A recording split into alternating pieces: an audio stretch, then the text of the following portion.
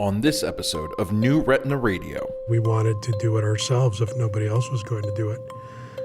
By that I mean we were going to develop an anti-VEGF. You have to remember what treatment was like back in the early 2000s. The theory from the guru of angiogenesis, Judah Folkman, was that if we can stop angiogenesis, we may be able to stop the progression of metastatic cancer. Who in God's name is going to want to stick needles in people's eyes? That and more coming up.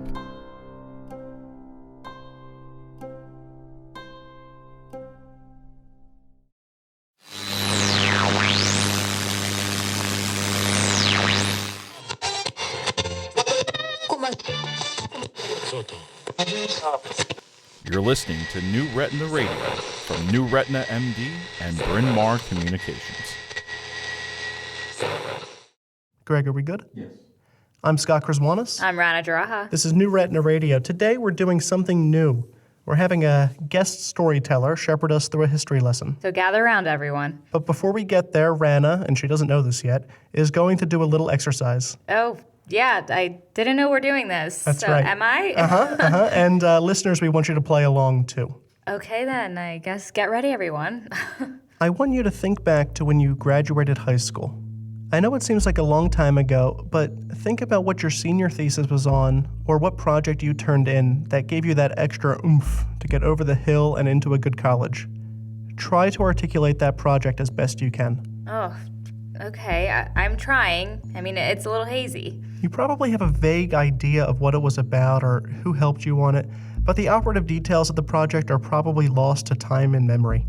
In fact, there's every possibility that you don't even see that paper or project as all that important, that you think your body of work is more a measure of your academic and professional achievement than a single project. Yeah, I mean, I would like to think so. Sure, and that's part of being human. But also part of being human dictates that we view past events, while important in their moment, as stepping stones rather than as mountains climbed. We tend to understate their importance, even when we know that they are seminal links to our contemporary lives, because we are more focused on the immediate. This is where historians come in. They parse history into nuggets, and they highlight moments that may seem small in hindsight as watershed moments in a narrative. Take the U.S. Civil War, for instance. Speak all you want about the competing forces that drove the South to secede from the Union. But none of that happens, or at least none of that happens in the same way, without South Carolina Representative Preston Brooks beating Massachusetts Senator Charles Sumner on the floor of the Senate with his cane. That moment, distilled today into little more than anecdote, may have been the catalyst that pushed the fledgling Republican Party into maturation, resulting in the eventual presidency of Abraham Lincoln. And the rest, they say, is history. Interesting enough, great insights, but Scott, what does this have to do with Retina? Well, the story we're going on starts about 2 years ago. I forget exactly with whom I was talking. That patterned, foggy memory is a staple of this story. But we were gathered around what I'm sure were a few cocktails at the end of a long meeting, and the doctors I was with were talking about the first time the Anchor and Marina data were shared at a meeting. Anchor and Marina, you'll recall, were the Phase 3 clinical trials assessing the safety and efficacy of Genentech's drug ranibizumab, or Lucentis, for wet age-related macular degeneration. All of the doctors I was speaking with remembered that the presentation was important, but they differed on the details. Some said that they were surprised, others said that they were more interested in hearing about data from an alternative drug, Genentech's Avastin, which was being administered to patients with wet AMD in a different trial. Here's what they can at least agree on. And I remember being in the room, which was absolutely packed. And it was packed not only with every doctor who registered. I mean, everybody, whether you wanted to go out and enjoy Montreal, but everybody for that session was in the room. It was very interesting. There were a lot of analysts in the room, which was unusual for us in ophthalmology at the time. There was a lot of hype about what was coming, and people sort of expected there to be a positive result. Yes, so Joan Miller presented the Marina data. I presented, I don't remember, it was right before or right after her, I presented the Focus data. I remember Joan Miller coming up to deliver it. She started with the introduction, the study design, all of the typical parts, and then when she showed the slide of the visual acuity results of Marina, I think there was an audible gasp in the audience. The reaction was really surprised that anything could work this good. At the very same meeting, though, Phil Rosenfeld's presenting, case reports of Avastin. And so really there was more buzz about Avastin. That was, in order, Kirk Packo, Bob Avery, Jeff Heier, Ann Fung, and Dave Brown, all of whom will be joining us on a trip through the biography of Anti-VEGF. We've added a few others, too. Anyway, ask anyone who was there and you'll get different answers on how the room responded. Quiet, like Ann Fung said, was a common answer, but so were raucous, surprised, and excited. New Retina Radio wants to sift through all these stories and come out with something definitive. The answer may very well be that there are competing versions of history, and that's fine, but it's better to record these histories than let them fade to black. Yes, and we'll need a doctor to help guide us. When John Pitcher from Eye Associates of New Mexico said he was interested in telling this story, we jumped at the chance. So, this story comes to us from him. Let's begin. We like to think of the anti-VEGF story as starting in the mid-2000s or maybe even in the mid-90s, but really, this story takes us way back to 1971. 71, that seems like forever ago. Yeah, in some ways it's not. I mean, we still hear that year's hits on the radio.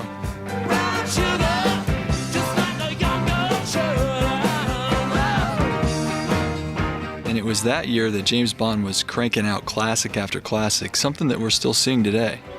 Diamonds are forever. They are all I need to please me. Yeah, these all seem like recent developments. Yeah, culture moves slower than science, though. I mean, take angiogenesis, for example. In 1971, this word was just entering the scientific lexicon. But today, retina specialists use the term all the time. And take it from the angle of treatment. I mean, in 71, there wasn't even a treatment for angiogenesis. Today, we think of angiogenesis and 3 pharmacotherapies come to mind. We've got Lucentis, Avastin, and Eylea. And Eylea, right, you got it. It's easy to forget that these drugs didn't spring up out of nowhere. In fact, they were the products of a bumpy road that involved a number of failures and a lot of bench work that didn't pan out quite as planned. Okay, I got it. All right. In 1971, the concept of angiogenesis was just in its infancy. Judah Folkman published an article in the New England Journal in 1971 called Tumor Angiogenesis, Therapeutic Implications. And Judah was an ophthalmologist? No, not exactly. He was a clinician with an interest in cancer, and he was something of a prodigy. According to his biography on the Harvard Med School website, Judah was still in high school when he developed a perfusion system in his basement that kept the rat heart beating days after surgical removal. Sounds like standard teenage boy stuff. I had a lab in my basement with dead rats and beating hearts, etc. Yeah, I'm so sure. When he was 15, he was admitted into Ohio State University, and at 19, he entered Harvard Med School, and he worked on a team with Robert Gross to help implant the first pacemaker. Wow. Yeah, he conducted medical research in the Navy during the middle of his residency at Mass General and then went back to Mass General to complete his residency. And along the way, he compiled a number of medical achievements, including inventing Norplant for birth control. And at the age of 35, he became the head honcho at Boston Pediatric Hospital. 35? Wow, that's awfully young. Yeah, it's crazy. And what year was that? This was 67. Okay, so that's like 4 years or so before he publishes this tumor paper. Yeah, I'm getting there. Okay, all right. So tell us more. Right, so Judah Folkman is just an exhaustive researcher, and by 71, he articulates the concept of what he calls tumor angiogenesis. And it might seem like old hat now, but in 71, this was a big deal. Let's meet Bob. Hi, I'm Bob Avery. I'm a retina specialist at California Retina Consultants in Santa Barbara. Bob summarized the prevailing theory at the time regarding tumors and angiogenesis. The theory from the guru of angiogenesis, Judah Folkman, was that if we can stop angiogenesis, we may be able to stop the progression of metastatic cancer, preventing small metastases from having a blood supply to allow them to grow to a size to be a problem. But how was angiogenesis occurring? Judah Folkman theorized that the tumors released some sort of growth factor that allowed new blood vessels to form, thus feeding the tumor and allowing for proliferation. And this growth factor was VEGF, right? Well, at first, no one was quite sure. Even Judah himself wasn't sure what the growth factor was. And that Harvard Med School biography I mentioned earlier said that it wasn't until '84 that basic fibroblast growth factor was discovered. Around the same time, researchers who published in the journal Science explained that tumors in small mammals express the same thing, something that they called vascular permeability factor. And it turned out when it was later cloned, it was one and the same. When what was cloned? VEGF. Basically, it turned out that the vascular permeability factor and vascular endothelial growth factor, or VEGF, were the same thing. Oh, okay. So it was two groups of researchers, really, that were studying the same molecule, but they thought that they were different molecules. Yep, exactly. And Napoleon Ferrara and William Hensel, two scientists at Genentech, published in a journal called Biochemical and Biophysical Research Communications in '89 that they had purified a growth factor they identified in bovine pituitary follicular cells. They profiled the growth factor's characteristics, and here I'm actually quoting from the abstract. On the basis of its apparent target cell selectivity, we propose to name this vascular endothelial growth factor, or VEGF. VEGF, a star is born in... Yep, just like that, a star is born. The name that would be the source of much frustration over the coming decades as scientists try to figure out how to combat the effects of overexpression of VEGF in the eye. Later scientists would discover different types of VEGF, VEGF-A, VEGF-B, C, and D, but VEGF-A is the big deal in ophthalmology. And there are various isoforms of the protein, but we'll get into that later. Okay, got it. So the isoforms part is on hold. Can Ranna and I run through everything that you've just uploaded here, because it's quite a bit? Yeah, totally. Go for it. Okay, Ranna, you start. I'm ready. Okay, all right. So Judah Folkman, this amazing clinician scientist with a passion for, it seems like, everything, is a big wig at the Boston Pediatric Hospital. Yep, he was a surgeon-in-chief by 35. Right, amazing. Okay, so then Judah publishes a paper based on his observations about tumors, and he says that tumors must release some thing that allows them to create new blood vessels and therefore grow, and he calls this blood vessel growth angiogenesis. Yep, exactly. Okay, but no one has a name for this thing, for this growth factor, and no one's even identified it yet. There are scientists racing to identify it and purify it, and there are two groups that end up studying the same protein at the same time. Mm-hmm, correct. Okay, and then it was by the late 1980s, right? And one group called it vascular permeability factor, and the other group, led by Genentech scientists Napoleon Ferrara and William Hensel, call it vascular endothelial growth factor, or VEGF. Oh, and then the scientific community seems to settle on VEGF as the name. Yep, perfect. Okay, so we've got all that down, but how do we make the jump to retina? Yeah, well, that's where the story gets super interesting, because more retina doctors and researchers started to get involved. Let's talk to one of the researchers in Judah's lab, Tony Adamis. This is Tony Adamis. I'm Senior Vice President at Genentech in charge of ophthalmology, immunology, infectious disease, and metabolism clinical research. Tony worked with Judah, and he was one of the people who helped make the jump from cancer to eye disease. I was in Judah Folkman's laboratory at Harvard, where he studied blood vessel growth, but primarily in the context of cancer. His thinking was always beginning in the early 70s, that if you block angiogenesis, that's a new way, a novel way to treat solid tumor growth.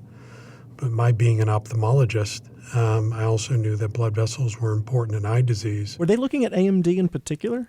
Well, for that, we need a little history lesson on AMD. Tony can explain more. It was called AMD in the 90s. Prior to that, it was called, somewhat politically incorrectly, senile macular degeneration. Papers started appearing in the 60s and 70s in greater volume.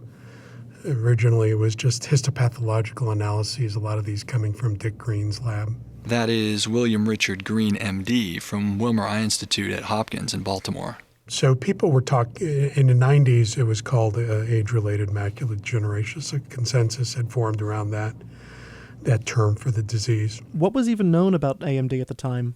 Well, the basics were pinned down for sure. People realized that it was an angiogenic disease.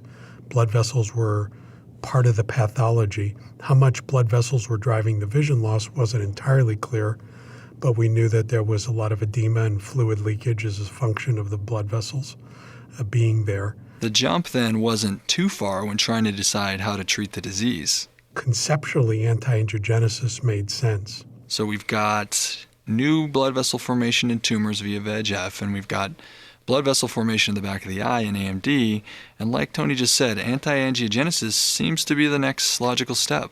But then if this next step is so obvious, someone else has to be looking at it, right? Yeah, for sure. And let's get back to Bob Avery. Well, I first got interested in VEGF back in the early 90s when Lloyd Aiello and I started a trial. We were both at Hopkins at the time. I was chief resident, and we were taking samples of patients undergoing surgery or even taking samples in the clinic through an IRB that I wrote at Hopkins there to measure this new growth factor, VEGF, to see if it was correlating with the severity of proliferative diseases. And we ended up publishing that work in the New England Journal in '94. Around the time Tony Adamis published a similar smaller study, again showing the key role of VEGF in many retinal diseases. Tony was at Harvard. In the 90s, my lab had been doing research on the role of VEGF in the eye, and the research told us that VEGF was a very important molecule, and it was work we were doing in collaboration with Napoleon Ferrara, Genentech, but I was an academic at the time at Harvard. Tony, like Bob Avery and Lloyd Aiello, was working on understanding VEGF in the eye and where it came from. What my lab did is working with Napoleon Ferrara in the early 90s and mid-90s, is we determined that VEGF was made in the retina. It was upregulated in conditions, disease conditions, and then most importantly by blocking VEGF using antibodies, early antibodies that Napoleon had made, we were able to show that we could block angiogenesis and vessel leak in the eye. So it was a collection of those data that sent us on a search for a VEGF inhibitor that we could use in the eye. Finally, the path to success was coming into focus. So by the mid-90s, it had become pretty clear to us that blocking VEGF could potentially be an important therapy for treating angiogenic diseases in the eye, things like diabetic retinopathy and macular degeneration. And it's important to understand what the AMD treatment landscape was like at the time. Was there even anything to do for these patients? Well, sorta, kinda. I mean, not really much by today's standards, and it was far from ideal. Let's put it that way. What was it? Well, I'm going to tell you after the break. All right. Okay. Before the break, John Pitcher shared with us a little bit about how VEGF was discovered, and he told us about how researchers were making the jump from oncology to ophthalmology. Let's get back to the story. Okay, so in order to appreciate how big of a jump anti-VEGF therapy could be and was, we need to know what it was like to treat AMD patients in the days before anti-VEGF was ready for prime time. Here's Jeff Heier. Hi, I'm Jeffrey Heier. I'm the co-president and medical director of Ophthalmic Consultants of Boston, and for the last 18 years or so, I've served as the director of retinal research for Ophthalmic Consultants of Boston. Jeff is a good person to contextualize the early days of AMD treatments. You have to remember what treatment was like back in the early 2000s. We had photocoagulation. In essence, we were wiping out parts of the retina to try to preserve vision. Photocoagulation wasn't a great therapy option, and the payoff was not immediate. You weren't preserving vision necessarily then or even a year from when you were treating, but this was a benefit that they would hopefully be able to enjoy 2 to 3 years later. Photocoagulation, also called thermal laser, worked for some patients. There were even studies done with subfoveal CNV where they would thermally laser the center of the macula, destroy the fovea. And the rationale was that years down the line, you would have scotoma control, that patients would have a larger visual field if they were lasered than if the natural history of the disease was allowed to progress. So really that was the only treatment option at the time, was thermal laser. Then along came some good news. The approval of photodynamic therapy with verteporfin, which was a treatment that was the first approved therapy for neovascular AMD. This photodynamic therapy was preferred to photocoagulation in part because it was less destructive. Here's how it worked. Patients would get a dye infusion of verteporfin, also called Visidyne. This is a dye that sensitized abnormal blood vessels such as choroidal neovascular membranes to a subthreshold or cold laser. And that therapy would shut down the neovascular complex. There definitely were some downsides, though.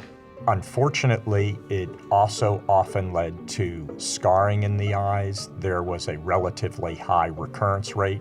There were some home runs. Some patients did very well, but on average, patients still lost vision with this therapy.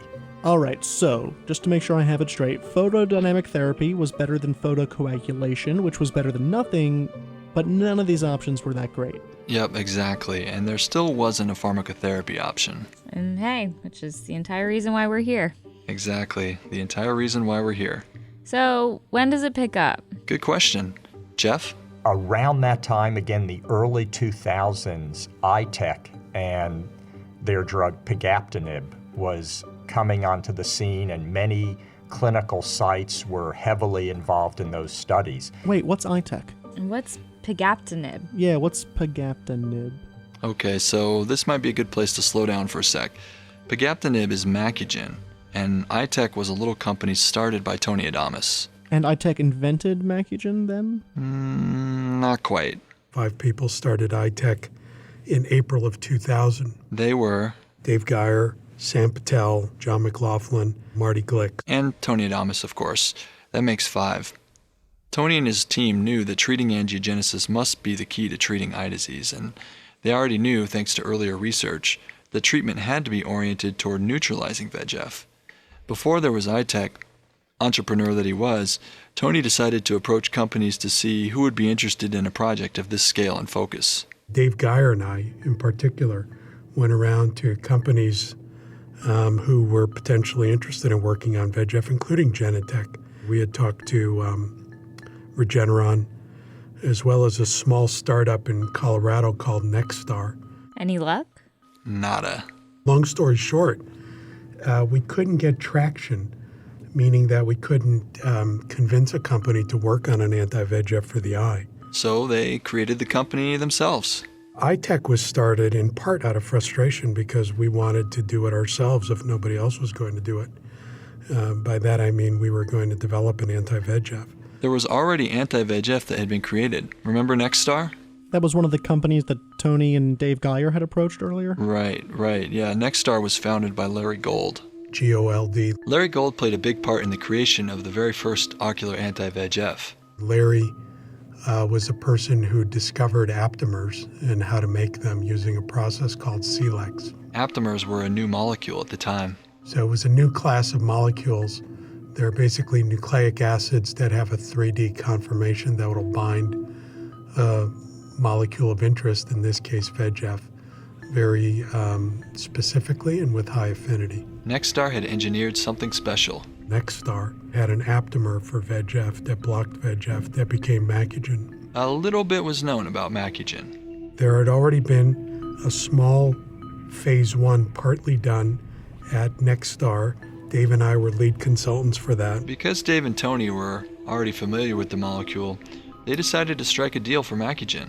So in 2000, what we did is we actually bought Macugen. So we took it away from Nexstar, brought it into Eyetech, and that's when we started our full-blown clinical development program with Macugen. They shepherded Macugen from that phase 1 trial. We finished that and went on all the way through phase 3. Submitted the data to the FDA. And ultimately got Macugen approved in 2004 as the first anti-VEGF and the first drug, frankly, for macular degeneration, the wet variety. And approval is good, of course, but there's always bumps in the road when you're presenting a new drug with a delivery route which, at the time, was brand new. Intravitreal injection. Kirk Packo has some thoughts on that. Hi, I'm Kirk Packo, retinal specialist in Chicago. I'm also the professor and chair of the Department of Ophthalmology at Rush University here in Chicago. Intravitreal injections weren't all the rage they are now at the start of the 21st century. Now we do it second nature, and look how commonplace that's become. And the young people training think, intravitreal injections have always been with us, but they weren't. And in 2000, they thought, well, this is crazy. Maybe the drug works, but this will never catch on. In short, who in God's name is going to want to stick needles in people's eyes? And what patient's going to go for that? Well, somebody was. Tony explained that this route, while unusual, wasn't unheard of. There was already some clinical experience associated with intravitreal injections that showed that it was safe. Ganciclovir was identified as an antiviral that would treat a complication of HIV, which is CMV retinitis. The high frequency with which these injections were used meant that these eyes were going to face high treatment volumes. Doctors at that time were injecting ganciclovir into the eye weekly for up to a year. And those initial investigators showed the world basically that you can inject drugs into the eye on a very frequent basis, and the eye would tolerate it well. The infection rate was low, and that in the case of CMV retinitis, you could actually effectively treat the disease. And the bottom line was, intravitreal injections worked. Intravitreal ganciclovir was, no pun intended, was an eye-opener for us. It said that this is a route of delivery that is potentially useful. As far as this whole story of anti-VEGF is concerned, Macugen helped show that long-term intravitreal injections were a viable route of drug administration. All anti-VEGFs owe Macugen a debt of gratitude for that. However, in the grand scheme of things, Macugen didn't work out so well for treating wet AMD, and it largely had to do with the design of the drug. The best way to term it is it's a partial VEGF inhibitor. It was designed to block a few isoforms of VEGF-A. When we say VEGF-A, we're actually talking about 4 different forms of VEGF-A that are differing amino acid lengths. These isoforms of VEGF-A are named according to the length of their amino acid chains. There's VEGF 121, 165, 189, and 205. And 3 of those are made in the eye. VEGF-A 205 isn't made in the eye, so we don't have to worry about that one. And in the end, Macugen blocked some VEGF-A isoforms. Macugen blocked 165 and 189, did not block 121.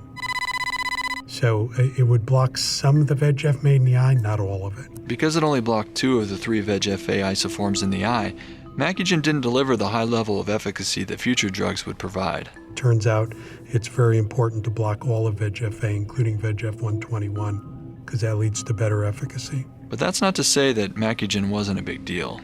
People were very excited to have a new therapeutic modality to treat patients with. And at the time that the Macugen data came out, it was shortly after photodynamic therapy and Visidyne was approved, which also had an effect on CNV. So people were happy to have another therapeutic option because both Macugen and photodynamic therapy slowed the rate of decline. Problem was, though, that patients weren't improving in visual acuity. You did not see a lot of patients improving vision. Still, back in 2005, Macugen was the only girl at the dance. In 2005, when the drug was launched, it was for that period of time the biggest launch in ophthalmology. More people were using it more quickly than any other drug in the history of ophthalmology. How expensive are we talking here, and how often is the drug administered? So it was administered every 6 weeks, and no, it wasn't cheap. It was launched at $995, which at the time was more expensive than Visidyne and was viewed as an expensive drug. Things were going so well that they decided to initiate other trials. We did the first phase 2 trials in both DME and RVO, and there the efficacy was better than what we had seen in wet AMD, leading me to believe that VEGF 121 didn't play such a big role in nose diseases. Unlike in wet AMD trials, patients were actually improving with Macugen treatment. We clearly saw visual acuity gains. The average patient gained vision with Macugen in both RVO and DME. And so there were plans for us to go forward in those indications as well. And how did those plans go? Well, they never went anywhere. Really? Why? Business happened. We thought there was a way forward. But then iTech got acquired, and so those plans, at least our plans, were put on hold. Also, Lucentis happened. Meaning? That is a story for another time. Oh, man. Okay, well, leave us hanging. I don't want to, but I got to bring you back for the next episode. Okay, cool. Which Fair will be in a couple months. So we'll meet back then, and we'll hear the rest of the story. Yep. All right. All right. Sounds good. All See you right. guys soon. Bye. See ya. Bye. Bye. Okay, we're back in the New Retina Radio studio. Thank you for joining us on this first episode in our series on the history, or the biography, if you will, of anti-VEGF. You all know what's coming up next: Lucentis and Avastin. And very special thanks to John Pitcher in Albuquerque, who made this whole thing possible. And to WHYY, the station in Philadelphia where Ranna and I recorded, and to KANW in Albuquerque where John was. Finally, to our contributors. We'll hear a lot more from them as the story progresses. They were Tony Adamis, Bob Avery, Dave Brown, Ann Fung, Jeff Heier, and Kirk Packo. I'm Scott Kraswanis. I'm Ranna Draha. See you next time. Bye. Press 2 to play new messages. Hey, this is Pitcher, and I'm in a cab on my way to JFK Airport. I'm going to read the credits for New Retina Radio. New Retina Radio is a production of Bryn Mawr Communications and New Retina MD. The show is produced by Scott Kraswanis with help from Ranna Draha. The show was recorded, mixed, and edited by Greg Notestein. Our staff includes Dave Levine, Megan Beiser, Elisa D'Amato, Laura Geis, Julie Kassab, Kira Mazurik, Meredith Pollock, and MJ Stewart. Our publisher is Janet Burke. For advertising questions, contact us at newretinaradio@bmctoday.com. Goodbye. End of messages.